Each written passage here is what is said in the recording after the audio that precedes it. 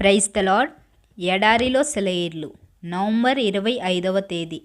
బాణములను పట్టుకొమ్మనగా నేలను కొట్టుమనినప్పుడు అతడు ముమ్మారు కొట్టి మానెను. అందునిమిత్తము దైవజనుడు అతని మీద కోపగించి, నీవు 5 మారులైనా 6 మారులైనా కొట్టిన ఎడల సిరియనులు నాశనమగు వరకు నీవు వారిని హతము చేసియుందువు.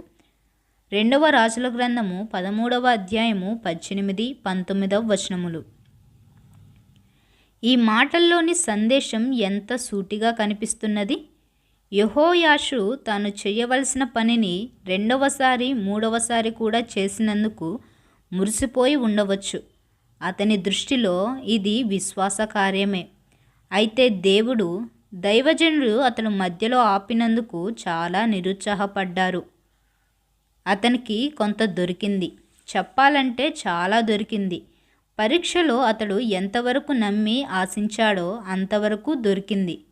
కానీ అతనికి దక్కాలని ప్రవక్త ఆశించినదంతా అతడు పొందలేకపోయాడు. ఆశీర్వాదంలోనూ వాగ్దానంలోనూ ఉన్న పరిపూర్ణతలోకి అర్థం అతనికి తెలిసి రాలేదు. మనుషులందరూ పొందగలిగే దానికంటే ఎక్కువే పొందాడు కానీ దేవుడు ఇవ్వగలిగిన దాన్నంతటినీ పొందలేదు. మన జీవితాల్లో ఇది ఎంత ఉపయోగకరమైన సందేశం! ఈ దేవుని వాక్యం హృదయాన్ని ఎంతగా పరిశోధిస్తుంది. చివరిదాకా ప్రార్థన చేయడం అనేది ఎంత ముఖ్యం.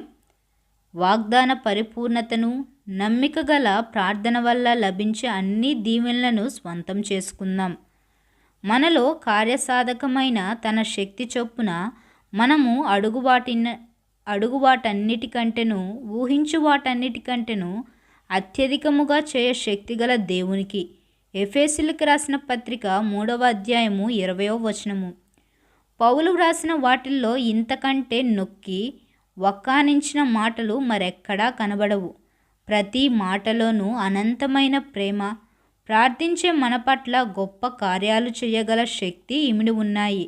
అయితే ఒక్క షరతు, మనలో కార్యసాధకమైన తన శక్తి చొప్పున మనం ఆయన్ను ఎంతవరకు చెయ్యనిస్తే అంతవరకు చేస్తాడు.